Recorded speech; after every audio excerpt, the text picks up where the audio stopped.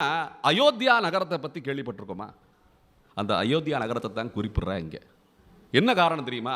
அந்த அயோத்தியா என்ற அந்த வார்த்தைக்கு அர்த்தம் தெரிந்தால் அதனுடைய நகருடைய பெருமை தெரியும். அயோத்தியா என்றால் யுத்தா அப்படின்னா போர்னு அர்த்தம். அயோத்தியா என்றால் போர் செய்ய முடியாத அளவுக்கு சிறந்த நகரம் அது. என்ன, அப்பேற்பட்ட வலிமை மிகுந்த சக்கரவர்த்திகள் எல்லாம் ஆண்ட நகரம் அது. சக்கரவர்த்திகள் எல்லாம் ஆண்ட நகரம். கோசலா தேசத்தின் தலைநகரம் அயோத்தியா. கோசலை மாநிலத்தின் கோசலை தேசம் என்று சொல்வார்கள்.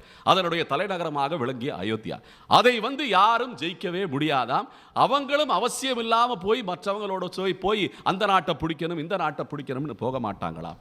ஆனால் அவர்கள் தேவைப்பட்டால் தேவலோகத்துக்கும் சென்று அவர்களையும் காப்பாற்றும் அளவிற்கு அசுரர்களை தோற்கடிக்கும் விதமாக அவர்கள் விளங்கி இருக்கிறார்கள் அயோத்தியா மாநகரம். அப்பேற்பட்ட அந்த மாநகரத்தின் சக்கரவர்த்தி திருமகனாக பிறந்தவர் தான் ஸ்ரீ ராமச்சந்திர பிரபு. என செற்றார் திரளிய சென்று செரு செய்யும்னு சொல்றாங்க அவங்க. இப்ப ராவணன் அயோத்தியாக்கு வரவே இல்லை. என்ன, ராவணன் அயோத்தியாக்கு வரவே இல்லை. யார் அங்க போய் ஜெயிச்சிருக்கானா? ராமன் போய் ஜெயிச்சிருக்கா. அங்க தேவர்களை எல்லாம் அவன் வாட்டி வதைத்து கொண்டு தேவகுல பெண்களை எல்லாம் வாட்டி வதைத்து கொண்டு இருந்திருக்கிறான் அந்த ராவணன். அந்த ஹிம்சையிலே நவக்கிரகங்களையும் அவன் பிடிச்சு வச்சிருக்கானாம். அப்ப இந்த உலக இயக்கமே நின்றுமா இல்லையா? என்ன, நம்ம கிட்ட இருக்கிற வண்டி வாகனங்கள்லாம் ஒருத்தன் பிடிச்சு வச்சுக்கிட்டான். என்ன, எந்த ஒரு எந்திரமும் நம்மகிட்ட இல்லை, வேலையாட்களையும் பிடிச்சு வச்சுக்கிட்டான். நம்ம எப்படி வாழ்க்கையை வாழ்றது?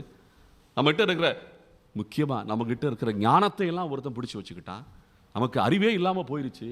நமக்கு எல்லாம் வேற அறிவு புகட்டப்பட்டிருக்குன்னா அப்போ அந்த மாற்றம் வரணும் இல்லை? அப்போ நம்ம என்ன ஆயிடுறோம்? நம்ம சுயத்தை இழந்து நிற்கிறோம்னு அர்த்தம். நம்ம சுயத்தில் இயங்கலை, வேற யாரோ ஒரு செய்யப்பட்ட வினையிலே நாம் எல்லாம் இயங்கி கொண்டிருக்கிறோம். அந்த செய்யப்பட்ட வினை செய்வினை. எப்படி செய்வினை வச்சிருக்காங்க சொல்லுவாங்கல்ல, இப்படி பல செய்வினைகள் நமக்கெல்லாம் வச்சிருக்காங்க ஏற்கனவே. அப்பேற்பட்ட இந்த செற்றார் திரளிய சென்று செரு செய்யும்னா செத்த பயலுகன்னு அர்த்தம்.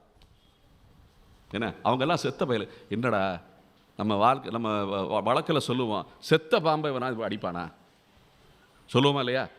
செத்த பாம்பை அடிச்சா வேணா வீரனா? அவ எப்படி ஆண்டாள் இங்கே போற்றுகிறாள்.